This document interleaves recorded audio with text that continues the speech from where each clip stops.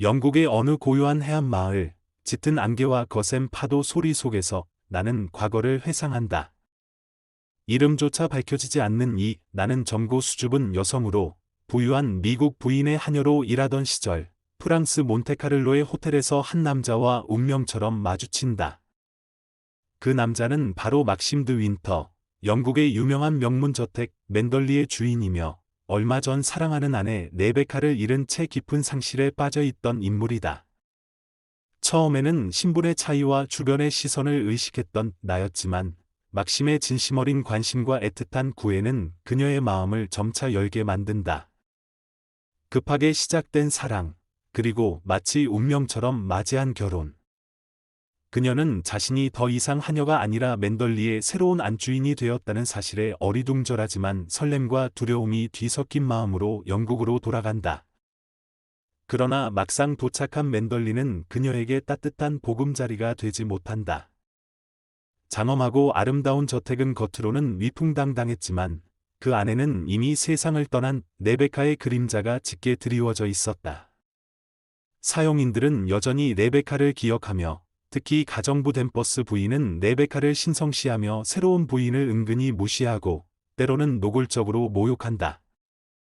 나는 점점 자신이 레베카의 그림자와 싸우고 있다는 사실을 깨닫게 된다. 레베카는 생전에 너무도 완벽하고 아름다웠으며 사교계의 여왕처럼 빛나는 존재였다. 그녀의 방, 옷장, 필기구, 심지어 편지지마저도 여전히 보존되어 있었고 사람들은 끊임없이 레베카의 기억을 나에게 상기시킨다. 막심조차도 레베카의 죽음에 대해 말을 아끼고 그의 마음속에 여전히 레베카가 있는 것은 아닐까 하는 불안이 그녀를 조여온다. 어느 날 맨덜리에서 성대한 가면무도회가 열리게 되고 댐버스 부인은 나에게 특정한 복장을 제안한다. 그것은 과거 레베카가 입었던 의상과 똑같은 옷이었고 막심은 이를 본 순간 심하게 격분하며 나를 밀어낸다. 그날 밤 나는 절망에 빠진 채 무너져 내리고 레베카의 존재가 자신과 막심 사이에 얼마나 거대한 벽이 되어 있는지를 절감한다. 하지만 곧 예기치 못한 사건이 발생한다.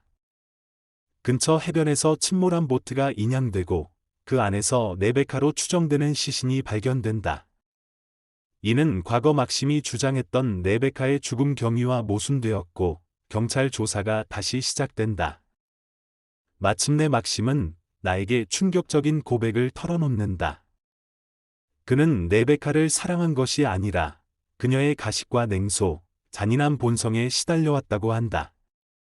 그리고 그녀가 임신했다고 말하며 자신을 조롱하던 밤, 감정이 폭발한 끝에 레베카를 밀쳐 죽게 만들었고 이를 감추기 위해 시신을 보트에 실어 침몰시켰다고 고백한다.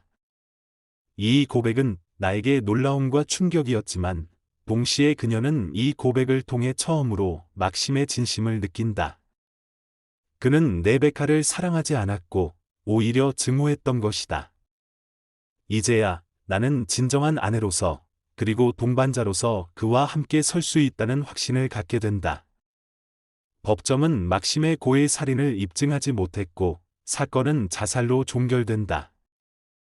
하지만 모든 것이 끝났다고 생각하던 순간 맨덜리는 불길에 휩싸인다. 방화의 흔적은 댐버스 부인의 손에서 발견된다. 레베카에 대한 맹목적 충성심에 사로잡힌 그녀는 새로운 안주인의 존재를 끝까지 받아들이지 못하고 레베카 없는 세상을 저택과 함께 불태워버린 것이다. 화재 이후 막심과 나는 평범하지만 조용한 삶을 살기 시작한다.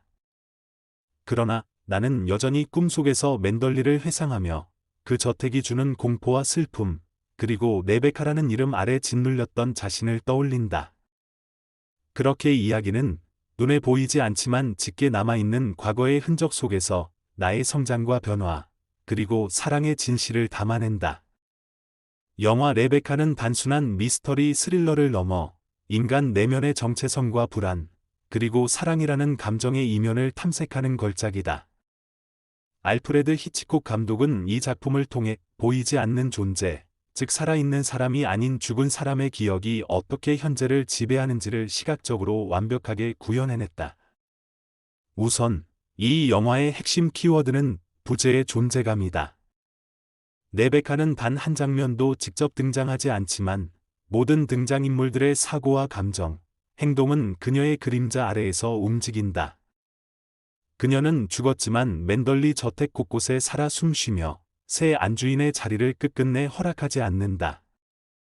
이러한 구조는 시청자에게도 일종의 무형의 공포를 심어주며 실존하지 않는 레베카라는 존재를 심리적으로 경험하게 만든다.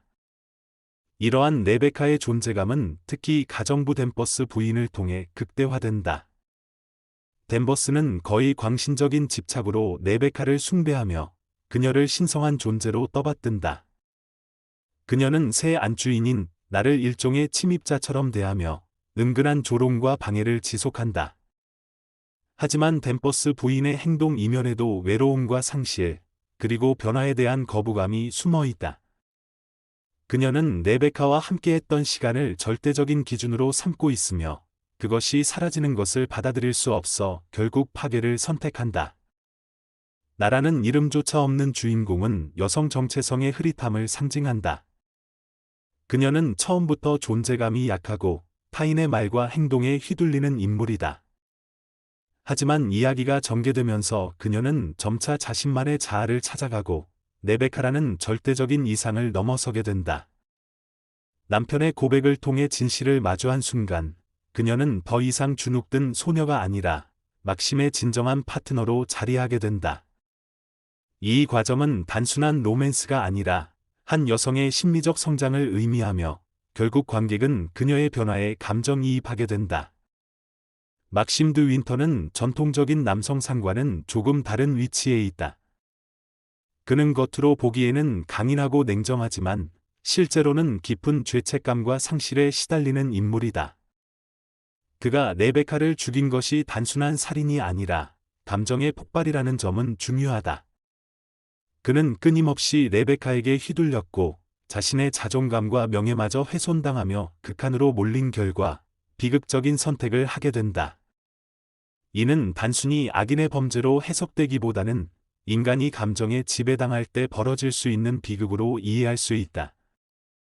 레베카는 또한 계급과 여성의 역할이라는 사회적 맥락을 조명한다. 나는 하녀 출신이며 귀족 사회에 편입되면서 겪는 위화감과 소외를 여실히 드러낸다. 그녀는 맨덜리라는 공간에서 끊임없이 자기 검열을 하고 주변의 시선을 의식하며 존재 자체를 부정당하는 듯한 고통을 느낀다. 이는 단순히 개인의 문제가 아니라 신분의 차이, 성역할의 강요 등 당시 사회가 여성에게 부과한 불합리한 기준들을 반영한다. 그렇기에 그녀가 막심의 고백을 통해 주체적인 인물로 변화하고 자신의 감정을 인정하며 새롭게 삶을 시작하는 결말은 매우 상징적이다. 이것은 자아의 회복이자 진정한 사랑의 의미에 대한 질문으로 이어진다. 사랑은 이상적인 완벽함이 아니라 상대의 진실을 받아들이는 용기에서 비롯된다는 메시지를 이 영화는 말없이 전한다. 히치콕의 연출은 이러한 심리적 주제를 시각적으로 치밀하게 전달한다. 카메라의 앵글, 그림자의 사용, 사운드의 절제된 배치 등은 모든 장면이 정서적으로 설계되어 있음을 느끼게 한다. 특히 맨덜리 저택의 공간 연출은 폐쇄적이고 침묵으로 가득 차 있으며 숨을 쉴 수 없을 만큼 압도적이다. 이는 단순히 무대 배경이 아니라 기억이라는 실체 없는 존재의 공간적 형상화라 할 수 있다. 결말에서 저택이 불타는 장면은 매우 상징적이다. 레베카의 흔적이 깃든 공간, 과거의 기억과 상처가 응축된 저택이 불길에 휩싸이면서 주인공들은 마침내 그 기억으로부터 자유로워진다. 이 불은 파괴가 아닌 정화이며 치유의 시작이다. 이후 막심과 나는 더 이상 귀족이나 부유한 지주의 삶이 아닌 평범하고 소박한 일상을 선택하게 된다. 이것은 오히려 진정한 삶의 시작으로 읽힌다. 영화 레베카는 문학 원작과의 연결에서도 탁월하다. 데프니 듀 모리의 원작 소설은 긴장과 서사 구성면에서 높은 평가를 받았으며 히치콕은 이를 영화화하면서 주제를 더욱 강화했다. 특히 영화에서는 살인을 둘러싼 법정 드라마의 긴장감을 조성하면서도 시각적 미장센과 심리 묘사에 집중해 문학적 깊이를 영화 언어로